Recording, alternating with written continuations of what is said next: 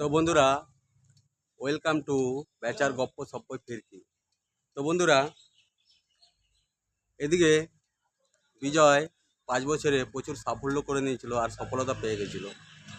এই জিনিসটা ফিরকি আর ফিরকির মার দুজনের নিজেদের কন্ট্রোল থেকে বাইরে চলে গেছিল। আর ওদিকে যে সম্রাটের ব্যাপারটাও ফিরকি আর ফিরকির মায়ের হাতের বাইরে চলে গেছিল। তখন তারা কি করবে ভেবে পাচ্ছিল না। ঠিক তখন তারা ফিরকির বাবাকে আর ফিরকির মাকে জানালো ব্যাপারটা। তখন তারা কি করবে, তো বিজয়কে, সে যেহেতু এখানে থাকতো না, তাদের বাড়ি ছিল মেদিনীপুরে, তো তাকে একটা মিথ্যে চুরি কেসে ফাঁসিয়ে দিয়ে তার জেল হয়ে গেল।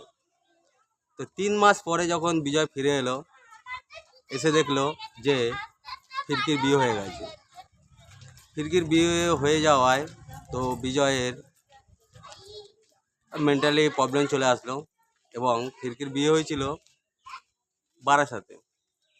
তো বিজয় খবরটা পাওয়ার পরে বারাসাতে যে চাপাডালির মোড় আছে, তার 3 নম্বর গলিতে যে একটা ডাস্টবিন আছে, সেখানে কিন্তু বিজয় ফিরকির অপেক্ষায় বসে থাকতো।